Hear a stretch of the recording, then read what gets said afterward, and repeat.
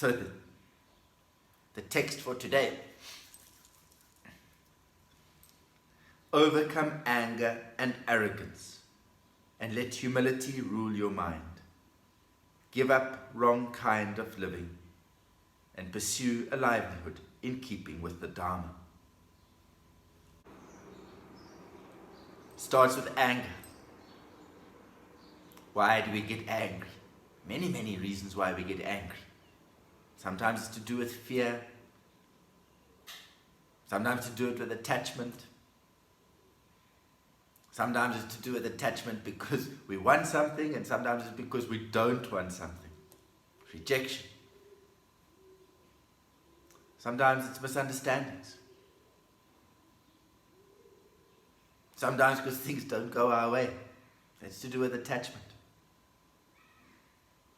Sometimes things are unfair. They're just unfair. That's misunderstandings. Sometimes there's misunderstandings with language.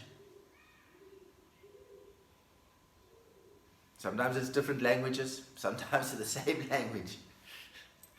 We don't really listen to what's going on. We decide what's going on. Sometimes even in a family. The guy comes from a family where the father used to lock up at night, close everything up, see that everything's okay. And in the girl's family, it was the mother that used to do that. And then they get married, and they're both waiting for the other one to lock up and to make sure everything's okay. Sometimes just because of our upbringing. We think this is how it's supposed to be because this is what we're used to. Somebody else is used to something else. And then there's a miscommunication, or we just don't realize this, and then there's anger, unhappiness. We hold resentment. We harbor anger. Anger, this friend of ours. How often has this friend of ours come to visit and we entertain it so well? Every one of us has experienced anger. For all the different reasons. So many different reasons. But we treat it like a friend. Anger's here. Sometimes we feel uncomfortable with this friend. But we still entertain this friend. Why do I say it's a friend? Do you ever half and you say, no, anger, you're not my friend. You don't help me. You don't help other people. Go away. Don't need you. You're not benefiting.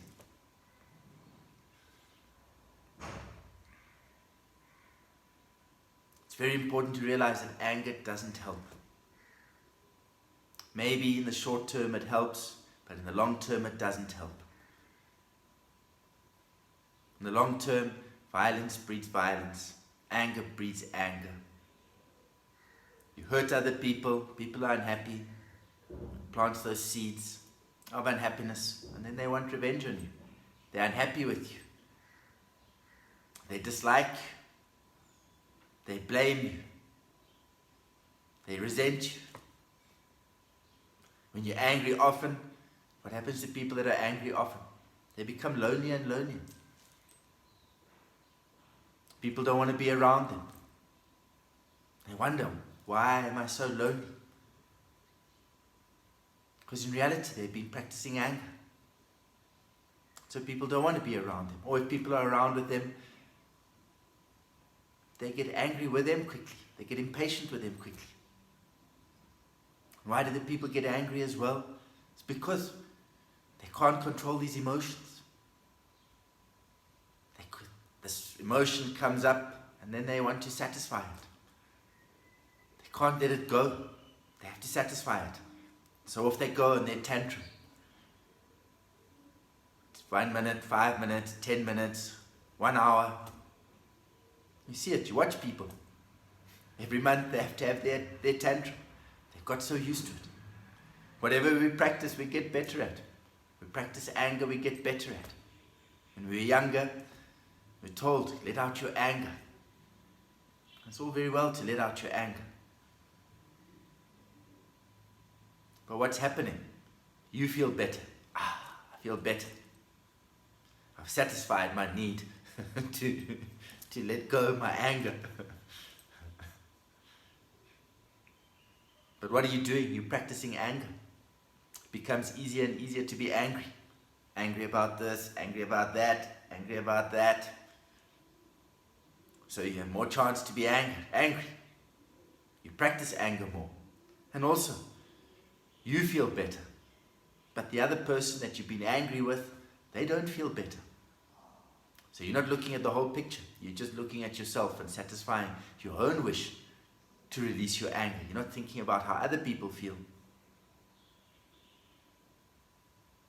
When we get angry, what happens? We lose our logic. Our body changes. As they say, blinded by rage. People really, when they're angry, how often are they really thinking straight? How often are they really seeing the whole picture? Or they're just tunnel visioning into things?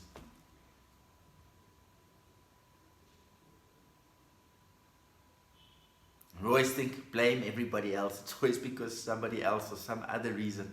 How often is it because of ourselves? Often we don't see the little things that are building up. We only see when the anger has arisen. And then it all comes out. Or the blame or the resentment. But in fact, there's been little things that have been happening, that have been building it up, which we haven't been aware of. And then we go boom. If we were aware of those little things, we could have resolved them much earlier. Maybe we didn't have to get angry. And as we say, it's always everybody else. We forget how much have we actually contributed to this. We think that we don't contribute anything to it. People might be doing things because they're upset with us, because we haven't been playing our part.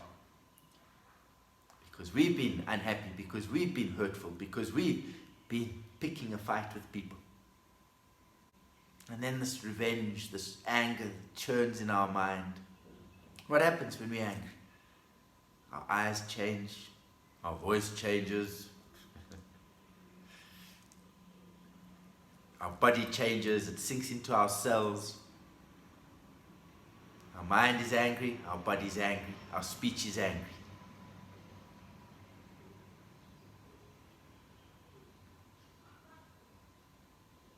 And it creates enemies, creates problems. We think all of these external enemies. Actually, the biggest problem is not the external enemies. It's our own emotions. The biggest problem is our own anger. Because of these emotions, we created enemies. Where do these external enemies come from? Likely because we've treated people with anger. Because of our desire, we've stolen things, or we've taken things. We've been jealous about other people, we've been arrogant about things. So in fact, those external enemies, they might be external enemies now, but where did they start? How did that come about? Because of our own emotions, because of our own anger, dislike, judgment, competition, discrimination.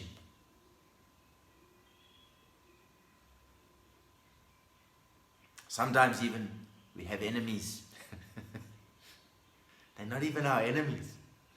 Some people really like us. Some people might even admire us. But we don't like them. They're our enemy. We perceive them to be the enemy. We perceive them to be an obstacle. Where's the enemy? Actually inside. In fact, people might even be wanting to help us. Go away. Leave me alone. We feel in a bad mood. We go pick on somebody, go pick a fight, go to other people to let go of our anger. And when we're angry, who suffers? We suffer first. As I said, it seeps into our cells, our body, our speech. First we suffer. Our face gets red and the vein pops up. These things churning in our mind, taking our peace, taking our happiness. It's a beautiful sight, isn't it?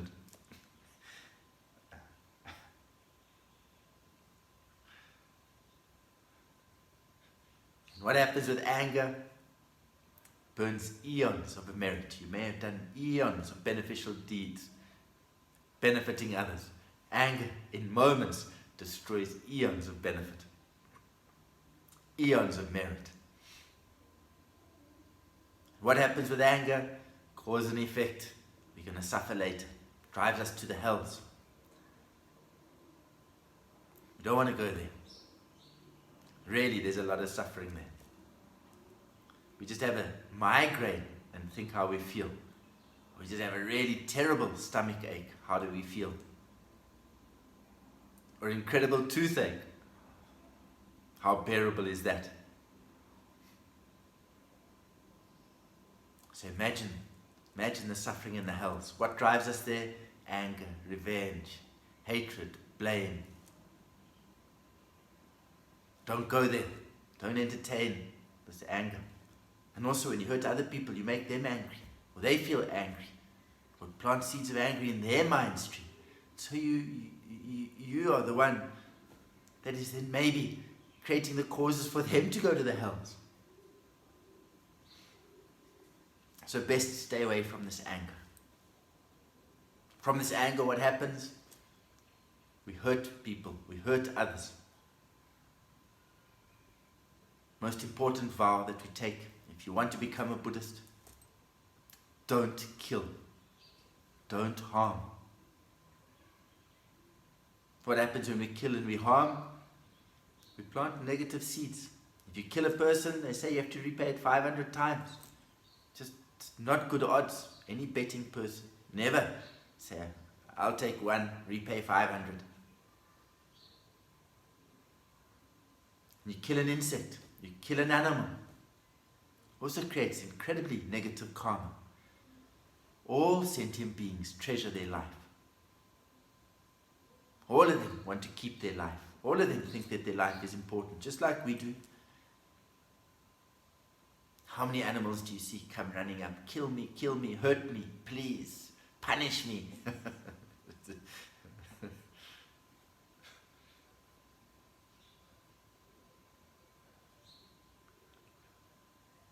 And just like we spoke before, cause and effect, when you do something negative or hurtful, or somebody does it to you, it leaves a seed. We don't know where that seed is, but it leaves that memory. Same with love and kindness. So if you hurt an animal, you kill an animal, what happens? Also, that moment of death, that moment of harm, plants a seed in their mind stream. And then one day, in one life, why is this person or this happening to me? Why did this animal bite me? Why is this person? Why is my life so difficult? This person is creating so many problems for me. Because you've hurt them before. That seed has been planted in their mind stream. Cause and effect is infallible. There's even a story with King Trice. He had the most wonderful daughter. And she was really an incredible child. And she was just mixing. She was mixing around with Padmasambhava, Yeshit Tsogyo, with all these enlightened teachers. That's what she was really interested in. She really was a pure soul. And at the age of 17, she just suddenly got sick and died very suddenly. And King Trice was very distraught. And he went to Padmasambhava. And in fact, Yeshit Tsogyo also sang to him and wrote some verses and told him, remember, everything is impermanence. Everything changes. Don't be attached. Don't hold on. He went to Padmasambhava and said, how can this happen? My daughter is so pure. How come she dies at the age, I think it was 17 or 18? And Padmasambhava said through his clairvoyance, he said, well, actually it's not her karma, it's your karma. What happened was many moons ago, many lifetimes ago, when they were building the stupa together, there was an insect that came and bit him and unawares he swatted away the insect and he killed it. And this was the karma for this. This is why his daughter died. So we must really be very careful of what we do with cause and effect. But when he did that, he made the aspiration that this insect may become a really great enlightened teacher and benefit all sentient beings. And it's said that his daughter later came back and possibly is a reincarnation of Longchenpa. Or her reincarnation was Longchenpa. So it's also very important, these aspirations that we make pure aspirations, often make aspirations, and take great care of what you're doing. So as we say again, so important, as Guru Rinpoche said, he said, my view might be very vast as the sky, but my respect for cause and effect is as fine as flower. There was a story of a Tibetan person. She was very angry with the government, angry for 3 years. But the government didn't know, the government didn't change. She was just angry and unhappy for 3 years. So this anger, who does it hurt really? It hurts us, it hurts others. We hurt others, it hurts us back, it comes back to us. What goes around really does come around. Maybe in different ways.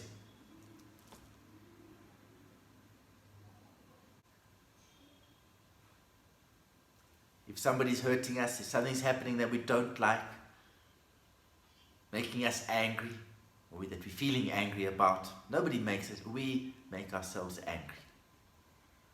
Because we entertain these emotions, these thoughts. If it's happening, as Lama Rinpoche always said, if you haven't planted these seeds, if you don't have this karma, if you haven't planted these causes, how are you going to have this effect? First look at yourself, sort yourself out. And then, after you've done this, if you still need to go speak to other people, then go speak to them. Go sort it out with them. What is the best way to deal with this anger, this hatred, this resentment? First, best abide in the true nature of mind. And then if you're angry, you don't have to go find anybody else. Don't have to go bother anybody else. Make somebody else's day unhappy. You can just resolve it yourself. Just abide in the true nature of mind. As the anger arises, you let it go. It's liberated. Right there and there. Very simple.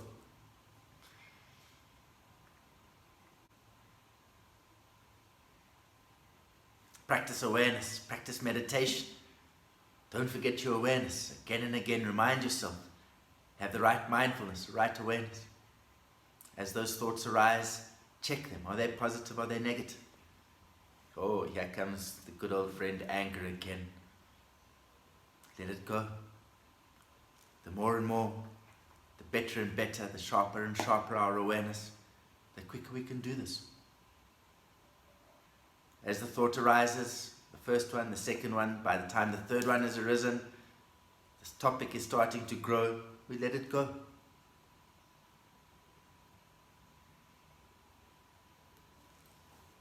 What is often the problem? People see it. They see it building, but they can't let it go.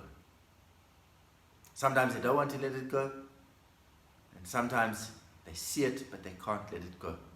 Builds, it builds. Oh, there comes angry. There comes Mr. Angry. He's good, and then off we go. And that's okay. Why is it happening? Because we've practiced it. We're so used to doing it. It happens naturally. So slowly, we can slowly start to transform this. So that liberating anger happens naturally. Why does anger happen naturally? Because we've practiced it. When we practice letting it go, it becomes more and more natural, more and more easy.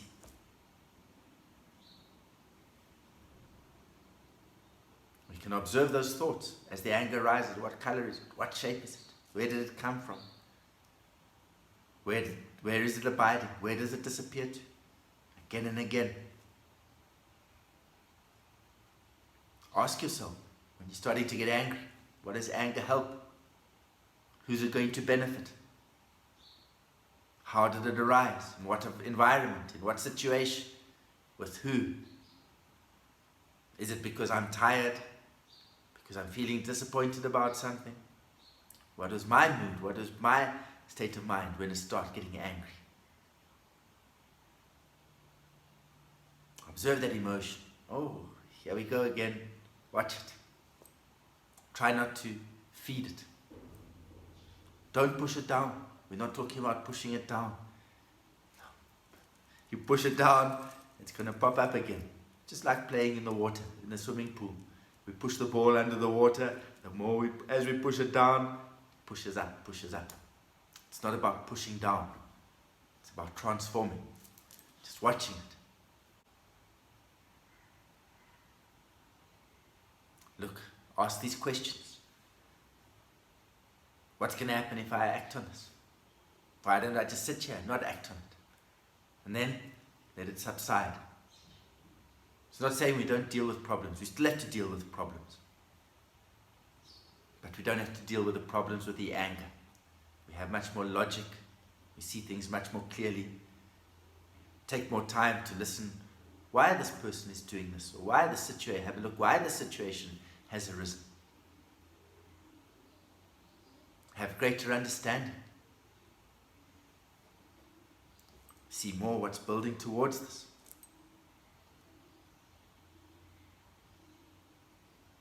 And the anger doesn't stay there forever unless we entertain it. And slowly it'll subside. If your anger really is so strong that you feel you can't control it, then it's going to come out, it's going to come out.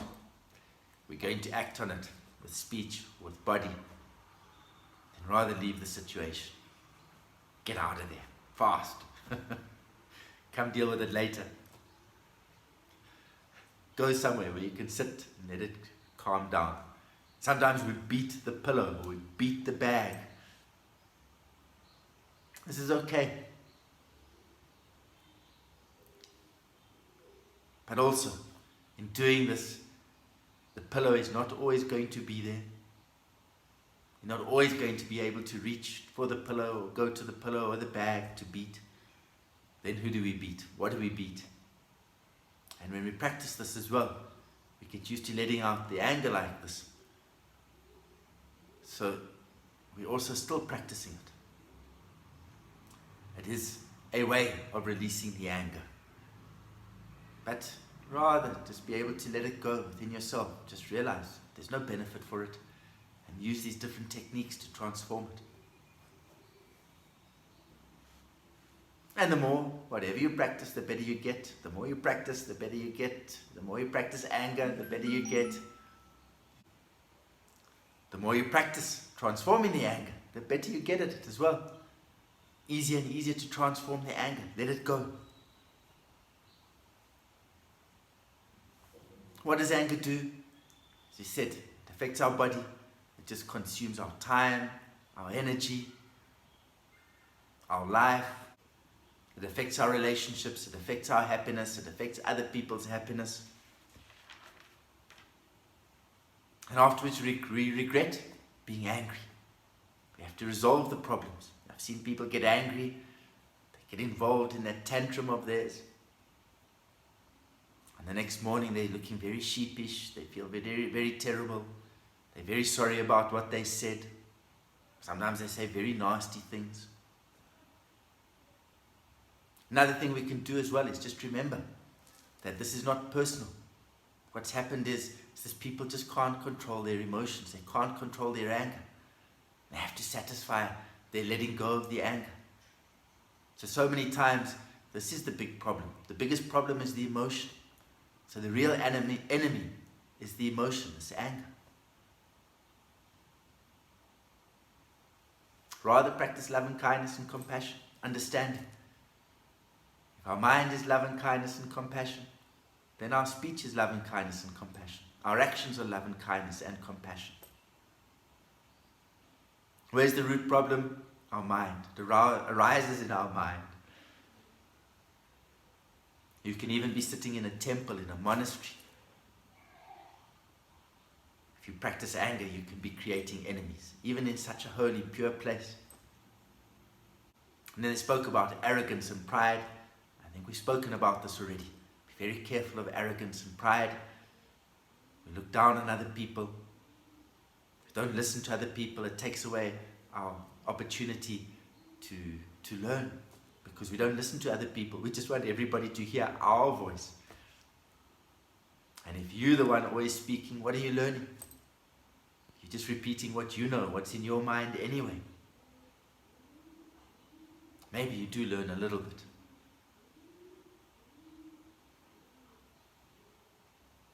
Give other people a chance to talk. And sometimes we hurt people because we don't want them to affect or challenge our pride. So we belittle them, we put them down so that we feel better, that we feel more important. Stay humble. With humility, you can still be confident. There's great confidence in humility, in being humble. And that pride, that arrogance is going to change. If we're proud about our fame, our reputation, our status, it's going to change. Kings become beggars, beggars become kings. Look at somebody like Obama, President of the United States. Very important, very famous, great reputation. Eventually, he stops being president. He might still be important, he might still have fame, but it's reduced considerably. And over many, many years, how much fame and fortune or reputation will he have? All of that could change. As Langratamba said in the 8 verses of Mind Training, whenever I am in the company of others, I will regard myself as the lowest among all, and from the depths of my heart, cherish others as supreme.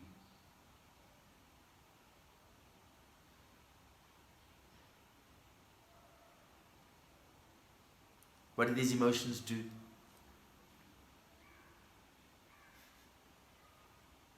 They cloud our judgment. They cloud us seeing the way things really are. Just like a camera. If you've got a camera, you take the pictures, the lens is clean, the picture is clear. But if the lens is covered with dust,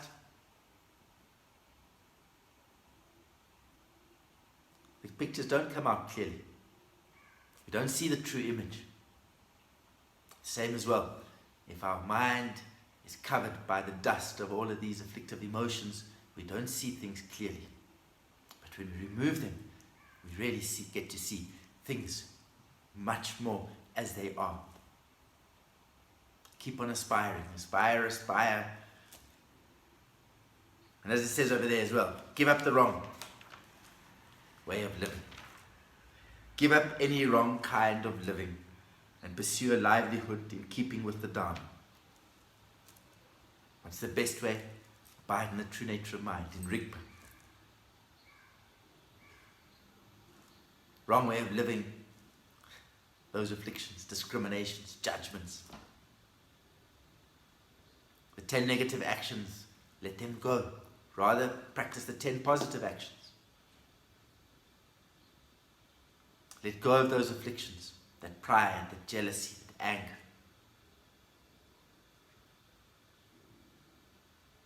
That attachment, that desire, the ignorance. Discriminations. Rather live with love and kindness and compassion. Live according to the Dharma.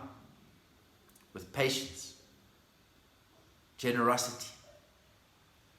7 areas of the kings. The paramitas. We'll talk about those later. Keep your life simple. Have gratitude in your life.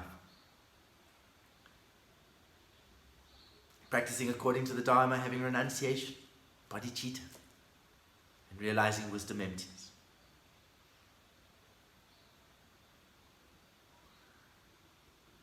And we'll teach today for today. Let's dedicate these merits. Dedicate first to His Holiness Gyalwe Nyugu Rinpoche, His Holiness Lama Achuk Rinpoche, and his teacher Trulka Arik Rinpoche. to all our perfect teachers, the greatest of gratitude, that by this merit may all obtain omniscience, having defeated the enemies in the turbulent waves of birth, old age, sickness, and death. May all be liberated from the ocean of the suffering of samsara.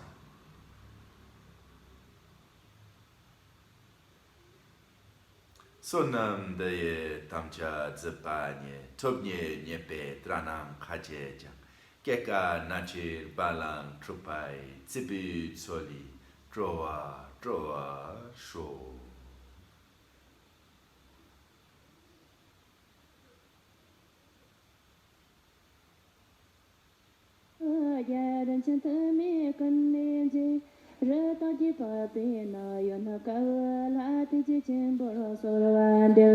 Om